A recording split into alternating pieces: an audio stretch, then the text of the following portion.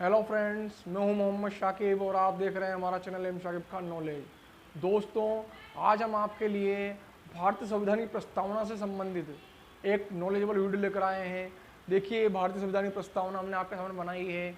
तो आज के इस वीडियो में हम भारतीय संविधान की प्रस्तावना के बारे में विस्तार से जानेंगे कि भारतीय संविधान की प्रस्तावना जो है, वो प्रस्तावना या उद्देशिका क्या है, इस उद्देशिका को क्यों पेश किया गया और ये भारतीय संविधान में क्या दर्जा और क्या मुकाम रखती है। तो दोस्तों, भारतीय संविधान की प्रस्तावना को पढ़ने के लिए चलिए शुरू करते हैं हम आज का हमारा वीडियो। तो दोस्तों, हमारे वीडियो को लाइक करना, चैनल को सब्सक्राइब करना और बेल आइकन दबाना ना भूलें। दोस्तों, आज का हमारा टॉपिक है भारतीय संविधान की प्रस्तावना या उद्देशिका।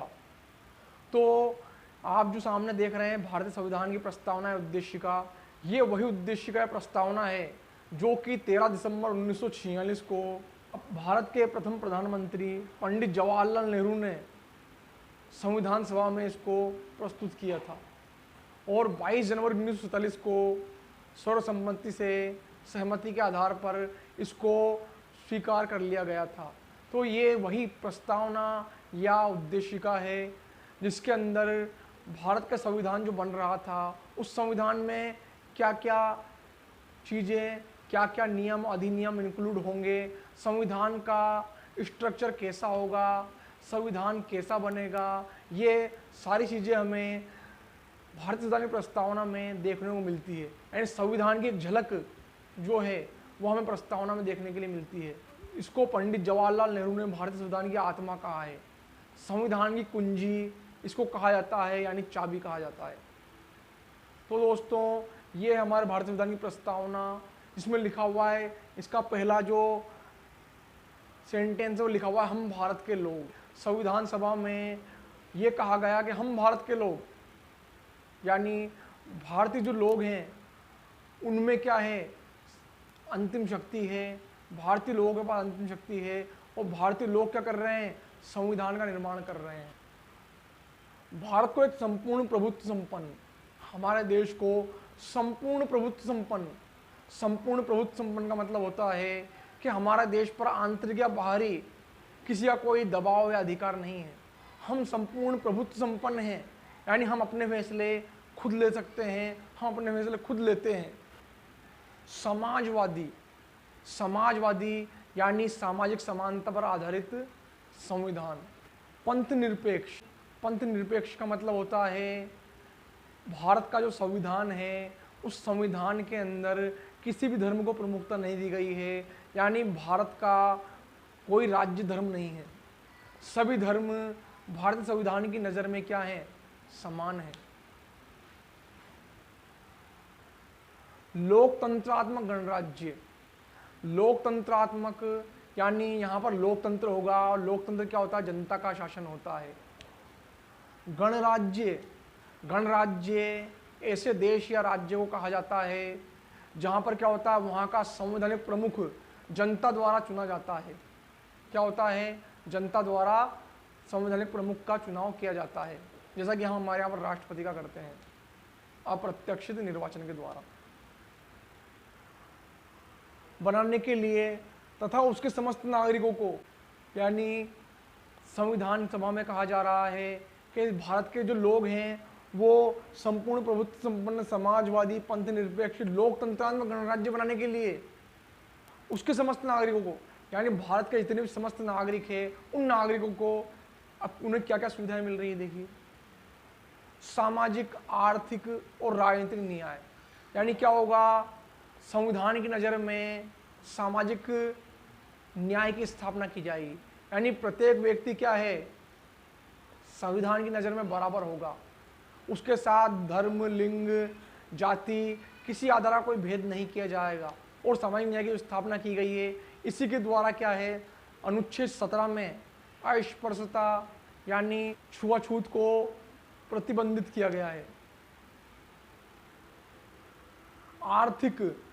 आर्थिक यानी भारत में जो प्रत्येक नागरिक है, उसके समस्त नागरिक क्या हैं, वो आर्थिक रूप से स्वतंत्र हैं, उनको आर्थिक रूप से समानता दी गई है, वो सभी क्या है, न्याय दिया गया है। कोई भी व्यक्ति किसी भी उद्योग धंधे को, किसी भी व्यापार को कर सकता है, और कहीं भी कर सकता है देश के किसी भी कोने में जाकर के। तो वो आर्थिक रूप से क्या है, उसको न्याय मिला है, उसको समानता मिल गई। राजनीतिक न्याय यानी इसका मतलब ये है कि प्रत्येक जो भारत का नागरिक है वो यहाँ की जो राजनीतिक व्यवस्था है या संविधान जो है उसकी नज़र में क्या है, वो बराबर है, किसी से कोई द्वेष नहीं किया जाएगा। सभी व्यक्ति को क्या होगी, राजनीतिक न्याय प्राप्त होगा। कोई भी व्यक्ति राजनीति में हिस्सा ले सकता है यदि वो शर्तें पूरी करता है, भारत का नागरिक है, पागल दिवालिया नहीं है, वयस्क मताधिकार उसको मिला हुआ है, उसका नाम निर्वाचक नामावली में सम्मिलित है। तो इस तरीके राजनीतिक न्याय की स्थापना की गई। विचार, अभिव्यक्ति, विश्वास, धर्म और उपासना की स्वतंत्रता। विचार यानी भारत का प्रत्येक नागरिक है उसको स्वतंत्रता का अधिकार में अपने विचारों को पेश करने की स्वतंत्रता दी गई है। अभिव्यक्ति यानी वो अपनी बात लोगों के सामने पेश कर सकता है, अपना विचार जो उसने रखा है उसको पेश करने की, उसको अभिव्यक्त करने की उसको स्वतंत्रता मिली हुई है।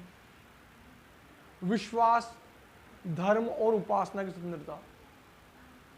भारत का प्रत्येक नागरिक जो है वो किसी भी धर्म में विश्वास रख सकता है, किसी भी धर्म की उपासना कर सकता है। उसको उपासना करने का तरीका जो है वो कोई से भी तरीके से अपनी उपासना करे, वो इसके लिए क्या स्वतंत्र है। प्रतिष्ठा और अवसर की समता। प्रतिष्ठा यानी व्यक्ति का सम्मान। प्रत्येक व्यक्ति जो है उसको संविधान ने प्रतिष्ठा दी है यानी सम्मान दिया है। और अवसर की समानता यानी हमारे देश के जितने भी नागरिक हैं, जितने भी लोग हैं, सभी लोगों को, सभी नागरिकों को अवसर की समानता दी गई है, यानी उनके लिए समान अवसर दिए गए हैं, किसी को इसमें पक्षपात नहीं किया गया है, यानी वो समान अवसर प्राप्त करने का हकदार है। तथा उन सब में व्यक्ति की गरिमा। व्यक्ति की गरिमा यानी वही बात आ गई यहाँ पर, व्यक्ति की इज्जत, एकता और अखंडता, यानी हमारा जो देश भारत है उसकी एकता और अखंडता को बढ़ाने वाली बंधुता। बंधुता यानी होता भाईचारा, यानी ऐसे भाईचारे की स्थापना की जाएगी, ऐसी बंधुता की स्थापना की जाएगी जो कि क्या करे, हमारे देश को एक रखे और उसकी एकता और अखंडता में क्या करे, बढ़ोतरी करे। दृढ़ संकल्प होकर के, यानी अब संकल्प लिया जा रहा है, यानी जिस दिन संविधान को अंगीकृत, आत्मार्पित और अधिनियमित किया गया, यानी इसके अधिनियमों को लागू किया गया, संविधान को अंगीकृत यानी स्वीकार किया गया और आत्मार्पित किया गया, यानी अपनी आत्मा से उसको एक्सेप्ट कर लिया गया, आत्मार्पित कर लिया गया। तो उसको 26 नवंबर 1949 को, ये कौन सी डेट है, ये ग्रेगोरियन कैलेंडर की डेट है जो कि अभी चलती है, जिसे हम अंग्रेजी तारीख कहते हैं। नीचे आया है मिति मार्ग शुक्ल सप्तमी संवत 2006 विक्रमी, यानी जिस दिन 26 नवंबर 1949 था उस वक्त कौन सा मिति मार्ग शुक्ल सप्तमी और विक्रम संवत जो है वो 2006 चल रहा था। आपको पता होगा कि विक्रम संवत क्या होता है, जो ग्रेगोरियन कैलेंडर है इससे 57 वर्ष आगे चलता है, यानी जो अपना विक्रम संवत है ये 57 ईसा पूर्व से माना जाता है। ईसा यानी ग्रेगोरियन कैलेंडर डेट 1 ईसा 2 ईसा, जैसा 2021 चल रहा है, लेकिन विक्रम संवत जो है वो 57 वर्ष इससे आगे है। जैसे माना अभी 2021 चल रहा है तो आप इसमें 57 वर्ष और जोड़ लीजिए, क्योंकि 57 ईसा पूर्व विक्रम संवत चालू हो चुका था।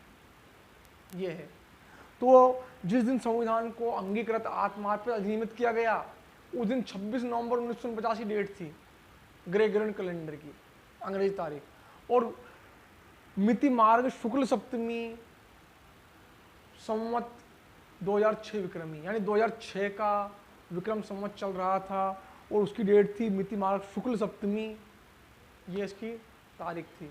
तो इस तरीके से क्या हुआ, भारतीय संविधान की प्रस्तावना को क्या किया गया, अंगीकृत किया गया, आत्मार्पित किया गया और भारतीय संविधान को 26 नवंबर 1950 को अंगीकृत, आत्मार्पित और अधिनियमित कर लिया गया।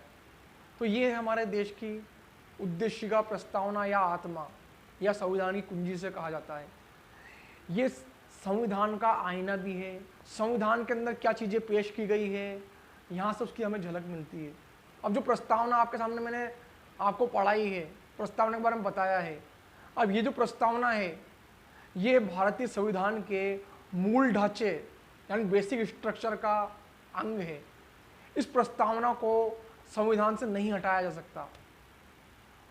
इसके अंदर संशोधन तो किया जा सकता है, जैसे कि 42वां संविधान संशोधन किया गया और उस संशोधन के द्वारा समाजवादी, पंथ निरपेक्ष और राष्ट्र की एक अखंडता, ये शब्द इसमें 42वें संविधान संशोधन द्वारा 1976 में जोड़े गए। तो इसके अंदर संशोधन तो हो सकता है, लेकिन नकारात्मक संशोधन नहीं हो सकता। संशोधन ऐसा होगा जो कि क्या करे, राष्ट्र की एकता और अखंडता और बंधुता को बढ़ाए, यानी संविधान जो है उसका विस्तार करे, संविधान के खिलाफ वो ना हो। तो इसमें नकारात्मक संशोधन नहीं किया जा सकता, सकारात्मक संशोधन किया जा सकता है। और ये भारतीय संविधान में मूल ढांचे का अंग है यानी बेसिक स्ट्रक्चर है, इसलिए इसको संविधान से हटाया नहीं जा सकता। अब देखिए दोस्तों, भारतीय संविधान की प्रस्तावना है उद्देशिका है, इसमें से जो क्वेश्चन बनते हैं, प्रश्न बनते हैं, वो कैसे बनते हैं। सवाल के अंदर बहुत सी बार ये आता है, 4 सेंटेंस आते हैं, 4 वर्ड आते हैं, इनमें से कौन सा प्रस्तावना में नहीं जुड़ा हुआ है या कौन सा क्या है प्रस्तावना में है। इस तरीके के प्रश्न बनते हैं।